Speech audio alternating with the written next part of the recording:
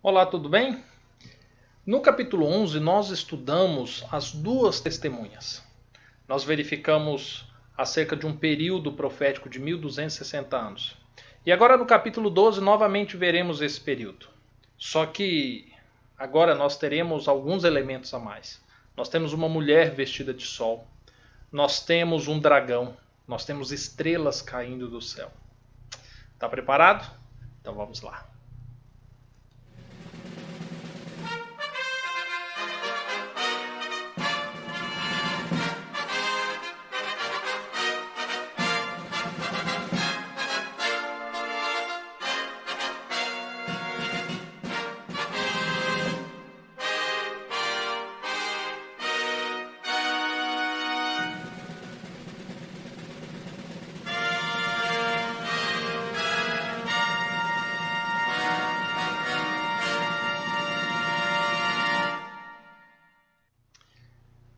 Agora nós vamos entrar no capítulo 12 e nós teremos uma série de profecias, de elementos proféticos que se comunicam entre si. Mas calma, para não ficar confuso, para não ficar complicado, vamos verso por verso, tá bom? Então vamos lá. Começando aqui no primeiro verso, nós temos o seguinte: E viu-se um grande sinal no céu, uma mulher vestida de sol, e tendo a lua debaixo dos seus pés, e uma coroa de 12 estrelas sobre a sua cabeça. E ela estava grávida e com dores de parto, e gritava com ânsias de dar à luz. Bem, agora aqui nós já começamos um grande problema para ser resolvido, né? Agora aqui João ele está vislumbrando na visão uma mulher vestida de sol. Bem, como nós estamos falando de Apocalipse, de símbolos proféticos, obviamente a mulher é um símbolo. O sol é um símbolo, a lua é um símbolo, as estrelas são um símbolo. Mas quando nós olhamos essas características, aparentemente nós não temos para onde ir, né? Mas vamos por parte, porque a Bíblia nos revela o que seria essa mulher e o que seriam essas vestimentas que ela se encontra. Antes de nós vermos o que seria a mulher, eu quero chamar a sua atenção para as vestimentas dela. Vestida de sol, com a lua debaixo dos seus pés e coroa de 12 estrelas sobre a sua cabeça. Nós temos algumas referências bíblicas acerca desses termos, lua, sol e estrelas. E nós vamos começar fazendo a leitura de algumas delas. A primeira que nós temos está no livro de Gênesis, no capítulo 37, versos 9 e 10, que diz assim: E teve José outro sonho, e contou a seus irmãos e lhe disse: Eis que tive ainda outro sonho, e eis que o sol, a lua e 11 estrelas se inclinavam a mim. E contando a seu pai e a seus irmãos, repreendeu o seu pai e disse-lhe: Que sonho é este que se tiveste? Porventura viríamos eu, tua mãe e teus irmãos a inclinar-nos perante ti em terra? Bem, a primeira visão aqui, a primeira narrativa que nós temos acerca de sol, lua e estrelas, diz respeito a José quando teve um sonho e via que eles se inclinavam sobre ele. Se inclinavam como um aspecto de adoração. E ele é repreendido imediatamente por seu pai. E nós sabemos ao longo da história que quando ele agora no Egito, na condição de faraó, em um determinado momento, pela busca pelos alimentos, eis que agora os teus irmãos se inclinam diante dele. Mas vamos dar sequência.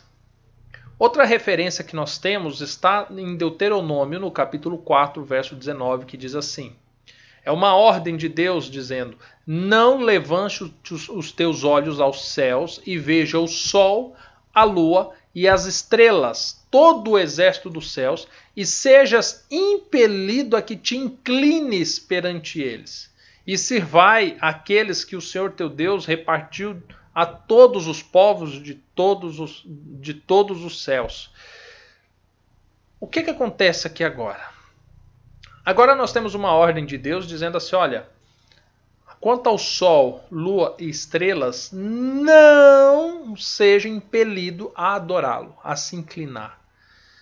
Lá ainda na nação de Israel, quando Deus estava dando a sua lei, ele já disse que sol, luas e estrelas poderiam ser utilizados como um aspecto de adoração.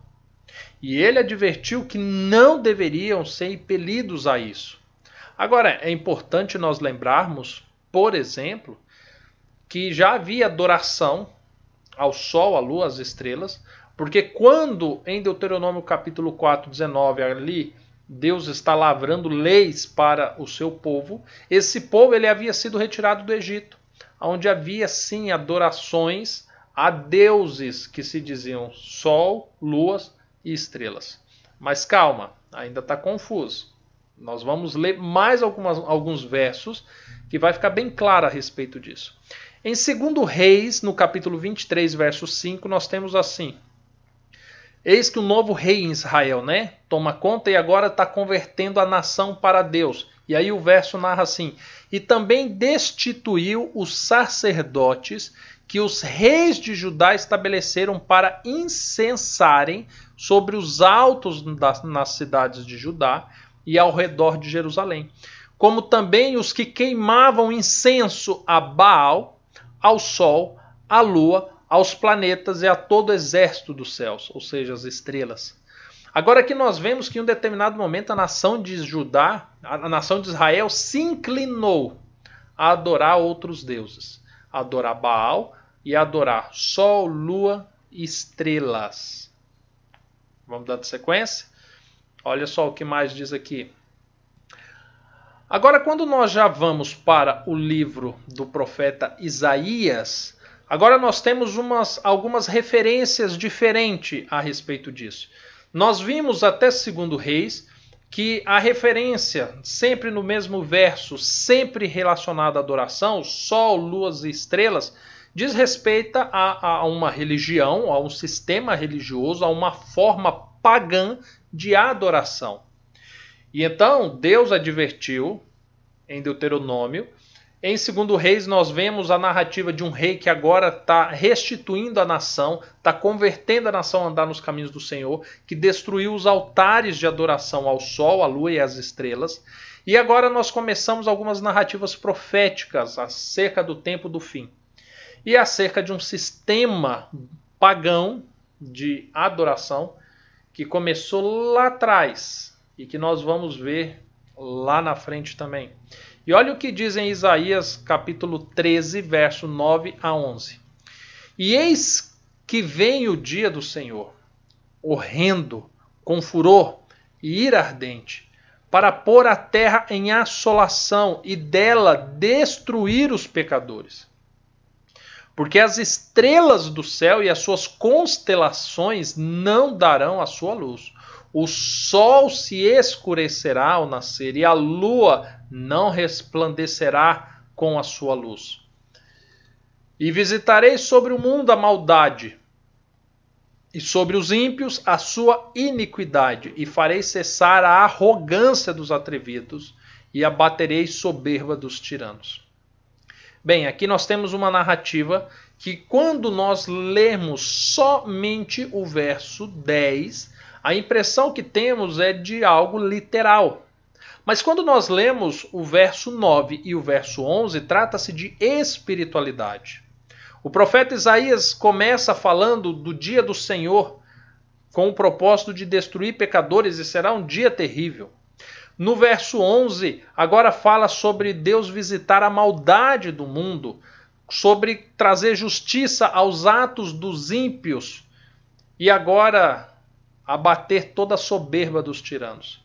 E aí, entre esses dois versos, nós temos a narrativa de que as estrelas agora não trarão mais luz, o sol não trará mais luz, a lua não trará mais luz. Agora nós estamos falando de trevas. Você quer ver como isso faz sentido? Nós continuamos agora no profeta Jeremias, no capítulo 8, verso de 1 a 3, diz assim: naquele tempo, diz o Senhor, Tirarão para fora das sepulturas os ossos dos reis de Judá, e os ossos dos seus príncipes, e os ossos dos sacerdotes, e os ossos dos profetas, e os ossos dos habitantes de Jerusalém. Irão expô-los ao sol, à lua e a todo exército do céu, a quem eles tinham amado e a quem tinham servido, e após quem tinham ido, e a quem tinham buscado, e diante de quem se tinham prostrado. Não serão recolhidos nem sepultados, serão como esterco sobre a face da terra. E será escolhida antes a morte do que a vida, por todos os que restarem dessa raça maligna, que ficarem em todos os lugares onde os lancei, diz o Senhor dos Exércitos. Agora aqui Jeremias é dito que acerca desse sistema religioso de adoração que reverencia sol, luas, estrelas, ou seja, toda a criação e não o Criador, lá no tempo de Israel, os reis de Judá já adoravam dessa forma. E agora nós vimos aqui a palavra do Senhor dizendo que chegará o momento em que eles serão agora tirados de suas sepulturas. E eles vão contemplar o que aconteceu, o fato deles terem amado ao sol, terem seguido as estrelas, terem reverenciado a lua. Mais uma vez nós temos a identificação explícita de que essa referência, sol, luas e estrelas, quando é trago na Bíblia, principalmente no aspecto espiritual ou profético, diz respeito a um sistema religioso, algo de adoração pagã, que Deus não aceita, e muito pelo contrário, existem advertências acerca disso. Mas vamos dando sequência, porque não é apenas isso. Agora, diante do profeta Ezequiel, Deus também se revela acerca disso. Olha o que ele diz no capítulo 32, do verso 6 a 8. E regarei com o teu sangue a terra onde nadas, até os montes e os rios se encherão de ti. E apagando-te eu, cobrirei os céus, e enegrecerei as suas estrelas, ao sol encobrirei com uma nuvem, e a lua não fará resplender a sua luz. Todas as brilhantes luzes do céu enegrecerei sobre ti, e trarei trevas sobre a tua terra, diz o Senhor Deus. Agora, mais uma vez, Deus está advertindo de que essas referências de adoração, sol, lua e estrela, elas perderão o seu brilho, perderão a sua eficácia, perderão todo o atrativo que elas possuem e se converterão em plenas trevas. Mas presta atenção, nós estamos aqui trazendo referências. Note que conforme nós lemos no profeta Isaías, agora também no profeta Ezequiel, trazendo referência de que hoje, possivelmente hoje, tal como no tempo de Israel, as luzes do sol, da lua e das estrelas atraíam pessoas a essa adoração. Só que agora Deus há de enegrecer. Mas calma, ainda tem mais alguns versos. Em Joel, no capítulo 2, 9 a 11, diz assim: Irão pela cidade, correrão pelos muros, subirão às casas, entrarão pelas janelas como ladrão. E diante dele tremerá a terra, abalar-se-ão os céus, sol, lua se enegrecerão e as estrelas retirarão o seu resplendor. E o Senhor levantará a sua voz diante do seu exército, porque muitíssimo grande é o seu arraial, porque poderoso é, executando a sua palavra, porque o dia do Senhor é grande e muito terrível, e quem o poderá suportar? Aqui nós estamos vendo que esta referência desse sistema religioso, este paganismo de adoração, em um determinado momento Deus o converterá em plenas trevas. Isso é dito que é muito próximo no dia do Senhor, muito próximo do dia da sua vinda isso acontecerá. Será que existem mais coisas para nos identificar melhor desse momento? Do que seria isso? Tem. Vou colocar aqui agora para você. Olha só o que é dito aqui agora. Mateus 24, as palavras do próprio Senhor, dizendo assim: e logo depois da aflição daqueles dias, o sol escurecerá, a lua não dará a sua luz, as estrelas cairão do céu e as potências do céu serão abaladas. Então aparecerá no céu o sinal do Filho do Homem, e todas as tribos da terra se lamentarão e verão o Filho do Homem vindo sobre as nuvens do céu com poder e grande glória. O próprio Senhor Jesus faz uma narrativa acerca do sol, das luas e das estrelas. Só que presta atenção. Aqui é dito que o momento em que essas fontes de luz irão se transformar em trevas é após a aflição daqueles dias. De quais dias Jesus está falando? Quando nós chegarmos, capítulo 13, capítulo 17, 18 do Apocalipse, tudo isso vai ficar mais claro. Mas ainda tem mais. Olha o que é dito em Atos 2, do verso 17 a 20. E nos últimos dias acontecerá, diz Deus, que do meu espírito derramarei sobre toda a carne. E os vossos filhos e as vossas filhas profetizarão. E os vossos jovens terão visões, e os vossos velhos sonharão sonhos. E também do meu espírito derramarei sobre os meus servos e as minhas servas naquele dia, e profetizarão. E farei aparecer prodígios em cima no céu, e sinais embaixo da terra, sangue, fogo e vapor de fumo. O sol se converterá em trevas, a lua em sangue, antes de chegar o grande e glorioso dia do Senhor.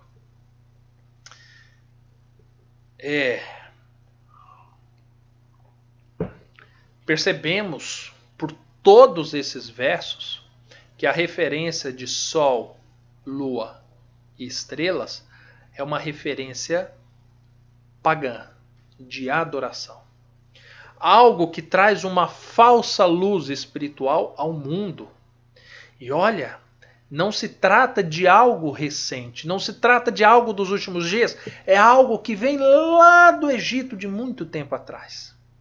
Mas que nós vimos por meio de profetas, por meio de Moisés, por meio de Jesus, por meio dos apóstolos, de que de fato essas luzes hão de se converter em trevas.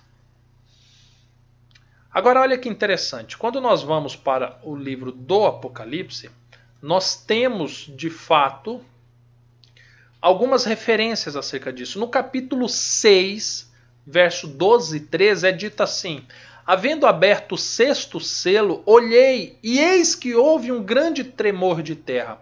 O sol tornou-se negro como saco de cilício, e a lua tornou-se como sangue. E as estrelas do céu caíram sobre a terra, como quando a figueira lança de si os seus figos verdes, abalada por um vento forte. Quando Jesus trouxe que aquilo aconteceria antes da sua volta, mas após dias de grandes aflições, agora nós já vemos em Apocalipse 6 que o sol, a lua e as estrelas se convertem em trevas, todo esse sistema de falsa luz, né, pagã, aconteceria a partir da abertura do sexto selo. Ao abrir o sexto selo, agora este sistema religioso de luz converte-se em trevas. Apocalipse 8, verso 12, também traz referência quando fala acerca das pragas caindo sobre a humanidade. Diz assim: e o quarto anjo tocou a sua trombeta e foi ferida a terça parte. Olha aqui, o sistema religioso recebendo agora os castigos de Deus, a terça parte do sol, da lua e das estrelas, para que a terça parte deles se escurecesse e a terça parte do dia não brilhasse, e seriam semelhantes à noite. Mais uma vez, essa referência de um sistema religioso pagão se convertendo em trevas e recebendo castigos do próprio Senhor Deus. E quando nós vamos para Apocalipse 21, verso 23, nós temos a maior promessa. Porque se nós estamos diante de falsa luz espiritual, desde o início da nação de Israel, desde os primórdios, e nós vivemos um mundo onde essa falsa luz se propaga a cada dia, Que esperança teremos na eternidade? E aí em Apocalipse 21, 23 é dito assim, a cidade, a nova Jerusalém, ela não necessita nem de sol, nem de lua, para que nela resplandeçam, porque a glória de Deus a tem iluminado e o Cordeiro é a sua lâmpada.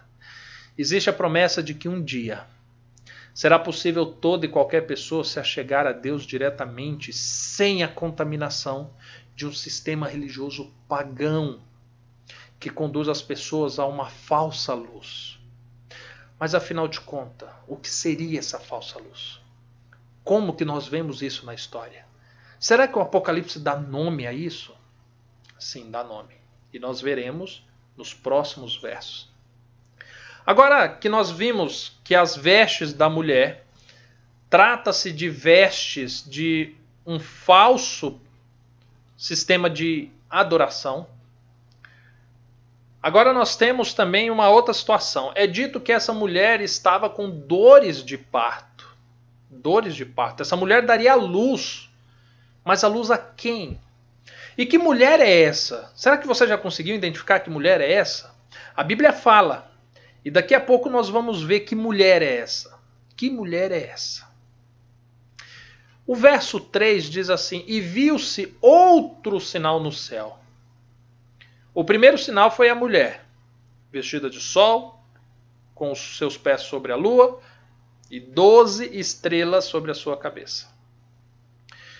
E viu-se no céu outro sinal, e eis que era um grande dragão vermelho, que tinha 7 cabeças e 10 chifres, e sobre as suas cabeças 7 diademas. E a sua cauda levou após si a terça parte das estrelas do céu, e lançou-a sobre a terra. E o dragão parou diante da mulher que havia de dar à luz, para que, dando ela a luz, lhe tragasse o filho. E deu à luz a um filho, homem que há de reger todas as nações com vara de ferro. E o seu filho foi arrebatado para Deus e para o seu trono. E a mulher fugiu para o deserto, onde já tinha lugar preparado por Deus, para que ali fosse alimentada durante 1260 dias. Vamos por partes aqui.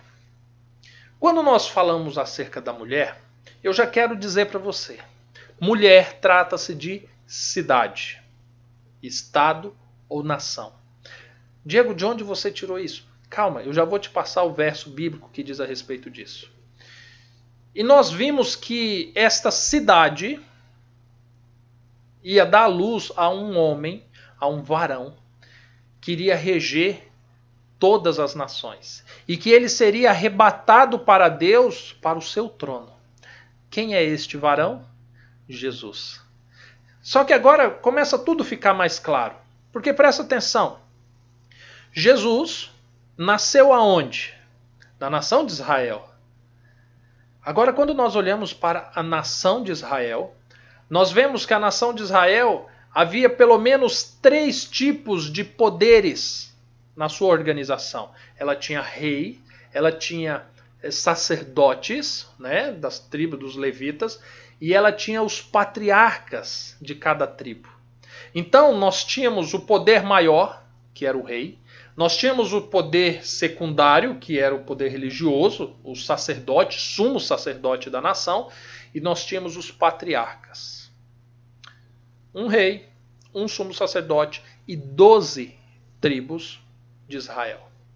Agora começa a fazer sentido quando fala lua, quando fala sol, lua e 12 estrelas.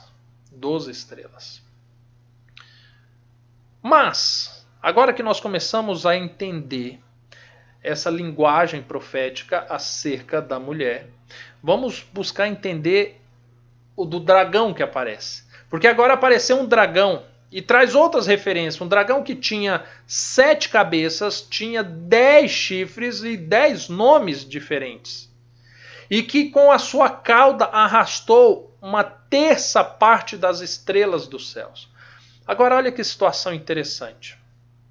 Porque ao mesmo tempo que é possível se interpretar estrelas da qual a mulher estava vestida, né, sobre a sua cabeça, Agora aqui, estrelas também é feita uma referência de seres celestiais. Porque, calma, eu estou pulando etapas, né? Então calma lá, já vou te explicar a respeito disso. Vamos por partes. Aqui quando nós vemos alguns símbolos proféticos, em Apocalipse no capítulo 17, no verso 18, por que eu estou falando de Apocalipse 17?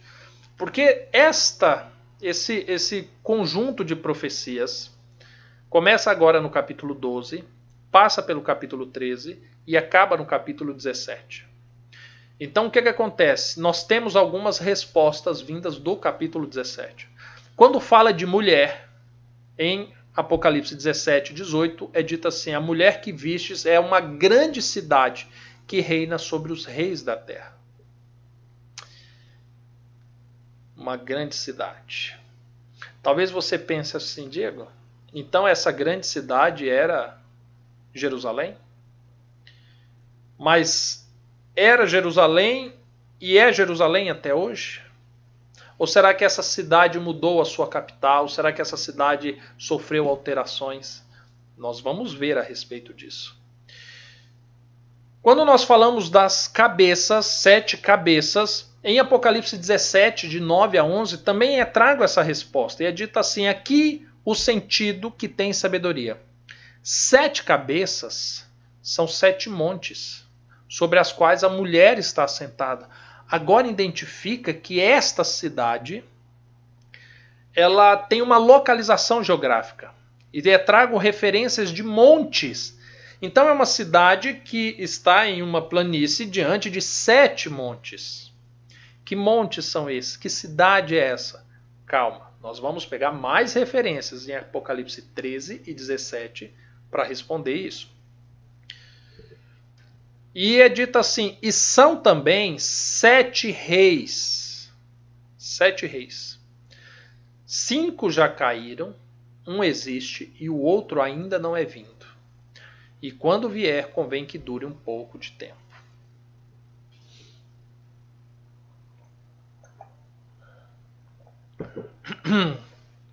Aqui é curioso, porque quando João agora escreve o capítulo 17 de Apocalipse, ele traz mais referências. Por isso que aqui agora, quando nós lemos a respeito dos reis, fica um pouco confuso.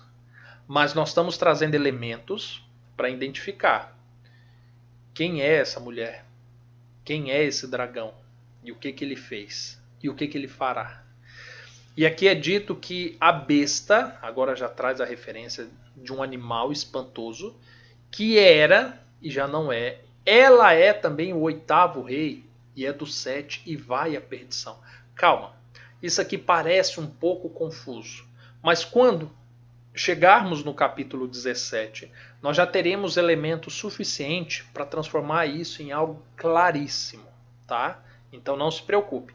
O que nós precisamos saber é que esse dragão com 7 cabeças e 10 chifres, as cabeças identificam o local geográfico de onde este dragão se encontrava. Significa que ele teve 7 reis e acerca dos 10 chifres, é dito assim em Apocalipse 17, no verso 12. Os 10 chifres que viste são 10 reis que ainda não receberam o reino, mas receberão o poder como reis por 1 hora juntamente com a besta. Ou seja, quando fala que a mulher foi perseguida por uma besta, trago aqui que a cidade foi perseguida por uma outra cidade. Fala-se de composição de reis, fala-se de guerras, fala-se de várias nações contra uma cidade. Olha que cenário que está se desenhando. Volto a dizer, calma.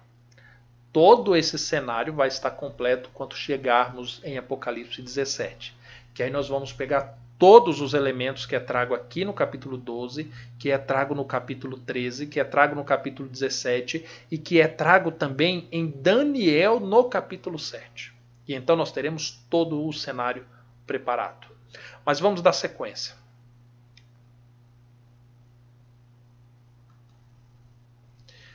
Agora, quando nós chegamos no verso 7 de Apocalipse 12, é dito assim: e houve batalha no céu. Presta atenção, vamos entender uma coisa. A princípio foi dito que aqui na terra, numa cidade, em um local, eis que nasceu quem? Jesus. Um varão. E que ele foi arrebatado ao trono. E aí é dito também que o dragão, mediante agora uma cidade também, e com outros poderes de influência, perseguiram a fim de devorar este filho, a fim de destruir a vida de Jesus. Sabe o que é curioso? Porque Jesus foi morto. E Jesus foi morto mediante o poder e as forças políticas. Teve uma influência religiosa de próprio Israel. Você lembra? Os fariseus, os sacerdotes e tudo levaram ele a líderes romanos, o qual mataram a Cristo. Só que nós sabemos que pouco tempo depois Cristo subiu aos céus. Está lá no livro de Atos. E agora é dito o seguinte, que ele subiu aos céus e já no verso 7 é dito, e houve batalha no céu. Houve batalha no céu. Após Cristo subir ao céu, eis que houve uma batalha. Mas quem que batalhou? Miguel e os seus anjos batalharam contra o dragão. E batalhavam o dragão e os seus anjos. Então, quando a Bíblia faz essa narrativa de um dragão com sua cauda arrancar 1/3 das estrelas do céu, é referência a anjos também. E agora é dito que o dragão subiu ao céu com os seus anjos e batalharam Miguel e os seus anjos contra o dragão e os seus anjos. Miguel, a Bíblia traz, e nós temos referência também no livro de Daniel, que Miguel é uma referência a um anjo, a um ser celestial com maior poder e autoridade sobre os demais anjos. E que tudo indica, pelas referências bíblicas, que trata-se do próprio Senhor Jesus. E agora é dito que Jesus e os seus anjos batalharam contra o dragão e os seus anjos. E no verso 8, mas não prevaleceram e nem mais o seu lugar se achou nos céus. E então foi precipitado, foi lançado o grande dragão. E quem é esse dragão? A antiga serpente, chamado Diabo, Satanás, que engana todo mundo. E ele foi lançado na terra, e os seus anjos foram lançados com ele. E ouvi uma grande voz no céu que dizia: agora é chegada a salvação, e a força, e o reino do nosso Deus, e o poder do seu Cristo, porque já o acusador de nossos irmãos é derrubado, o qual diante do nosso Deus os acusava de dia e de noite. E eles o venceram pelo sangue do Cordeiro e pela palavra do seu testemunho, e não amaram as suas vidas até a morte. Por isso, alegrai-vos, ó céus, e vós que neles habitais, e ai dos que habitam na terra e no mar. Porque o diabo desceu a vós, e tem grande ira, sabendo que tem pouco tempo. Agora aqui nós temos a narrativa de uma guerra no céu, após a morte de Cristo, após a ressurreição de Cristo. Existe a possibilidade de considerarmos uma batalha física ou espiritual, não sabemos a composição dela, mas a Bíblia é clara em dizer que houve uma batalha no céu. Só que essa batalha ela teve um significado muito maior do que simplesmente a soberania do poder de Deus sobre o poder do diabo e seus anjos. Porque quando nós vamos no verso 11, diz que a verdadeira razão da vitória está pelo sangue do Cordeiro e pelo testemunho que ele fez. Quando Cristo morre na cruz e derrama o seu sangue inocente pela humanidade, ali ele estava vencendo o diabo. Ali ele estava vencendo o mal. E agora, a Bíblia diz assim que ai do povo da terra, porque o diabo foi lançado à terra e ele sabe que pouco tempo lhe resta e ele vai atrás de destruir tudo. Vamos dá mais uma sequência. Olha só os últimos versos, olha o que é dito. E quando o dragão viu que foi lançado na terra, agora ele perseguiu a mulher que deu à luz ao filho homem. Ou seja, o dragão buscou agora perseguir e destruir a cidade da qual Jesus havia nascido. E foram dadas à mulher 2 asas de grande águia, para que ela voasse para o deserto, ao seu lugar, onde ela é sustentada por um tempo, tempos e metade de um tempo, fora da visão da serpente. Então, peraí, vamos entender uma coisa. Uma cidade transportada pelo céu, por asas? Isso é impossível. Agora, já é possível nós entendermos que quando a Bíblia faz referência à cidade, mais do que a questão geográfica, ela traz também a questão espiritual, a questão cultural, a questão de herança. Ou seja, quando a Bíblia fala da nação de Israel, de um povo eleito, de um povo escolhido por Deus, agora é dito que estas características já não são mais inerentes geograficamente aonde está o território de Israel. Mas Deus tirou essas características e concedeu agora a um povo que está numa terra deserta. Se espalharam pela terra, aonde os olhos da serpente não conseguiam contemplar. Está percebendo? E prova disso é que a serpente lançou da sua boca atrás da mulher água como um rio, para que pela correnteza a fizesse arrebatar. Ou seja, nós veremos no capítulo 13 que águas é uma referência a povos, a multidões. Então, por meio de movimentos populares, pelo poder do populismo, o diabo tentou destruir as características que Deus havia colocado inerente a um povo, a uma nação. Entretanto, alguns eleitos, alguns que se tornaram herdeiros, Deus os levou a um deserto, onde eles não foram atingidos por essas torrentes de água. Tanto que no verso 16 é dito, e a terra ajudou a mulher, a terra abriu a sua boca e tragou o rio que o dragão lançara da sua boca. E o dragão irou-se contra a mulher, e ela foi fazer guerra aos remanescentes da sua semente, os que guardam os mandamentos de Deus e possuem o testemunho de Jesus Cristo. Preste atenção agora. O diabo tentou destruir a história, a cultura, a religiosidade, a espiritualidade, os mandamentos e o testemunho de Jesus. Tudo que era inerente a uma cidade, a nação de Israel. Ele foi e buscou destruir. Mas Deus manteve vivo a semente daquela cidade, no que a Bíblia chama de remanescentes. E curiosamente, são pessoas agora, um movimento religioso, vamos chamar de pessoas propriamente dito, que traziam 2 características. Conseguiram guardar os mandamentos de Deus.